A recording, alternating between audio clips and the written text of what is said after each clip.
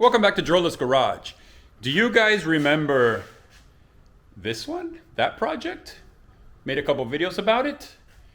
Well, things are moving along. Let me show you what I mean. Stay tuned.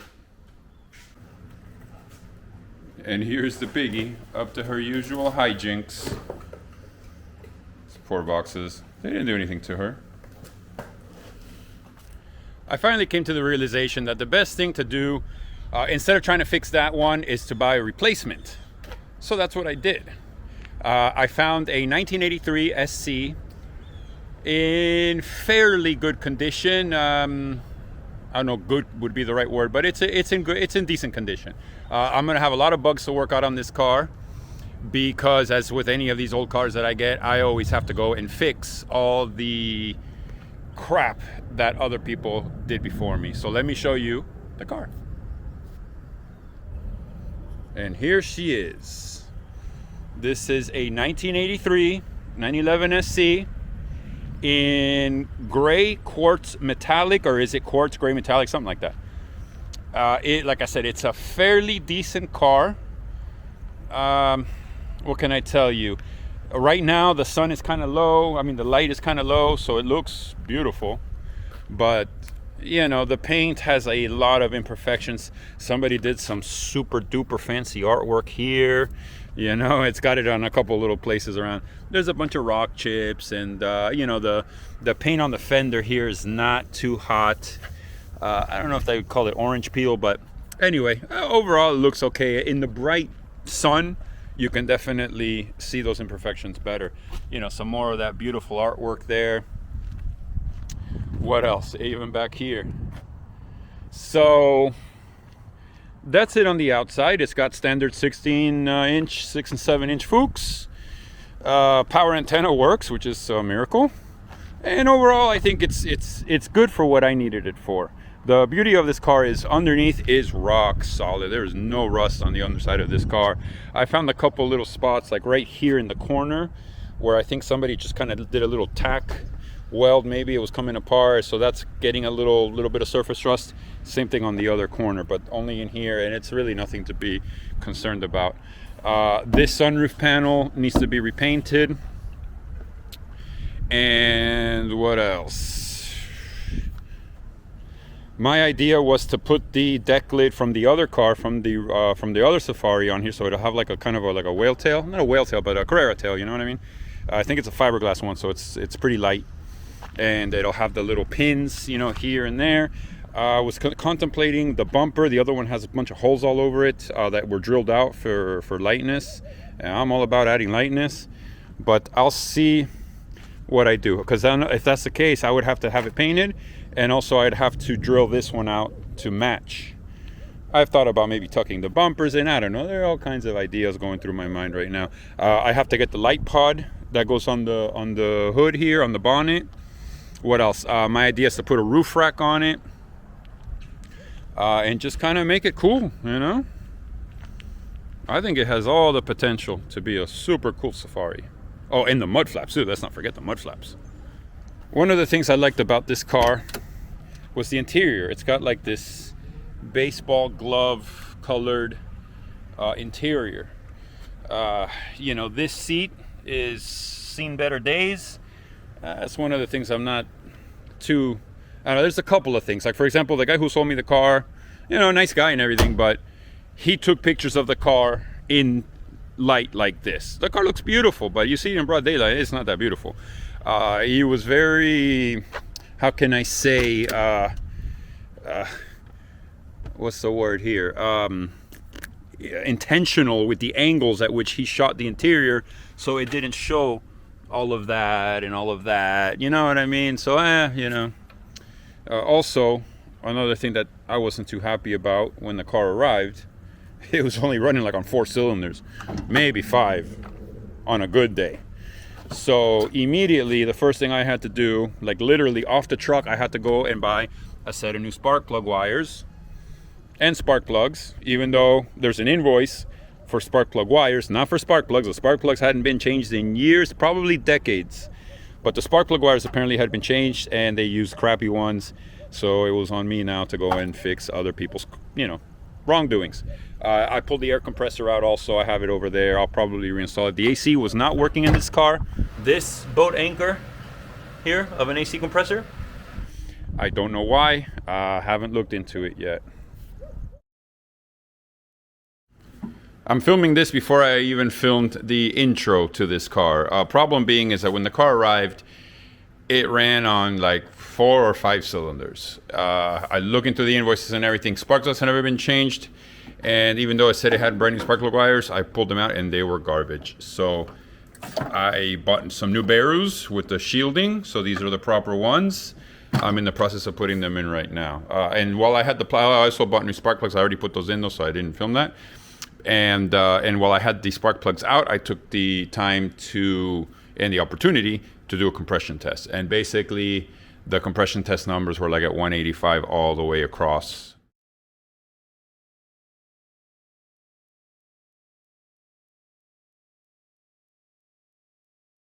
So compression is good on the motor. I just have to get it to run on all 6 cylinders. All right, so I got it all back together. I went ahead and put the heater stuff back on. I usually get rid of that immediately. Being that I live in South Florida, I don't need heat. But this car is going to be a Safari. So, eventually it will get sold, and if somebody from up north buys it, I'm sure they're going to want heater, so I'll just leave all that in place. I hate all that, all those hoses and everything. I can't stand that. But whatever. What else can I tell you? Oh, let's open the bonnet. I can show you up in the front. Yeah, this is bad. I mean, he said the sunroof didn't work, but he didn't say like it wasn't fitting at all. But whatever. Listen, I knew I was gonna have to deal with that sunroof, so that's not a big deal. The car has 106,000 miles on it. I don't know if you can see that. Anyway, 106,500 miles. Interior's okay. The carpet's a little dirty. I need to clean it. It's got a dash pad on here, which I'm not too crazy about. The headliner overall is in decent shape. It might have a little imperfection here and there, but overall it's okay. I really like the color here. And one thing I was thinking of doing, again, since this is going to be kind of a Safari build, just kind of off the beaten path type of build, is take the sparkles that are in the other car, have them covered in the same color as this, and put those sparkles in here. I don't know, I think that would be kind of cool. And then I have a harness bar I could put in the back, and I could put the harnesses that are in the Safari car in this car. So this car would have, interior as you see it, but with sparkles in the same color and harnesses. I think that would be really cool. It's got this tiny little personal steering wheel. Tiny little thing. I'm gonna get rid of it. I don't like steering wheels that small, but that's just a personal opinion. Oh, and I think I mentioned I'm gonna put a roof rack on this thing because I have 5 of those wheels for the Safari car. So why not put one on the roof, right? Along with the pod up here. Redline sells a skid plate. It also has these things here where the fog lights once were, and I don't know whether to replace those fog lights or put something else, or maybe build some. I don't know. I have to see also how structurally how their structural integrity is. That's what I'm looking for. To see about maybe putting some kind of a beam there. I don't know, like a steel bar. I don't know, whatever. So the important thing to me was, all in here. I mean, you can't really see now, especially with this light. It's super solid. The car really is a solid car, and for that in itself, it was worth the purchase. That's what I needed. I need a good, solid car. I was originally looking for a roller, but I figured, you know what, this car, okay, I paid probably twice what a roller would be. I paid $42 for this car. A roller, I was thinking maybe 20 something, but then I can sell all the stuff from the Safari. The motor, that's got a European spec 3-liter with headers and dual out exhaust. It's got a 915 transmission. It's got all the stuff on the other car I can sell. I can sell the roller itself too, the actual tub. So I'll recoup the majority of the money. So basically what I would have spent on a roller, I got a running and driving car. with a million bugs that I have to work out. The first one being immediately when it rolled off the truck and it was running on 4 cylinders or maybe 5. What else? The key switch also started going bad. I had to fix that. But now that I put new spark plugs and new spark plug cables, the motor actually runs really well.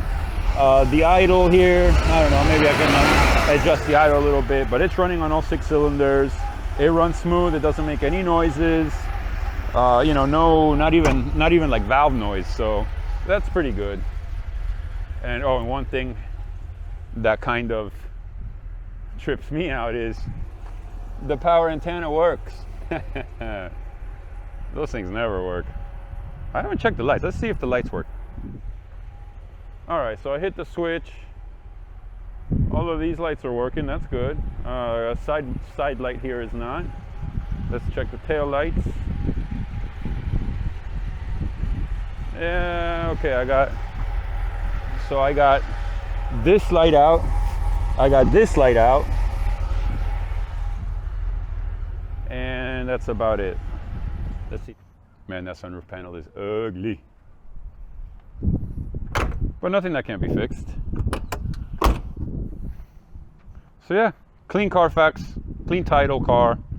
I figured, you know, if I'm gonna build it, I might as well start with something solid. Slightly cosmetically challenged, but solid. So it's starting to get dark here, and again, I just wanted to make a video to show you guys this car because I'm going to start digging into it between this one and the other one also. So basically I have to put the 2 cars side by side and start taking them apart. I have to make a list. This one's going to need a bunch of little things that I need to buy for it. So, because again, no project is without spending, you know, lots of money on parts, and unfortunately that's just the reality of any project. So yeah, anyway, like I said, just a quick introduction to the car. 1983 911 SC. I gotta think of a name for it. It came out of Utah, but I already have a friend who has an SC named Utah, so I have to find some other name. I don't know, something safari related possibly. But so there'll be more videos coming up on this car between this one and the other one when I start swapping parts, I guess you could say. So hope you enjoyed this little video, a little quick one, just to show you guys the car. I hope you enjoyed it. Again, always hit the like button, hit the subscribe button, notification bell. That way when I get more videos on this car, you guys will be the first to know. And as always, thank you for watching.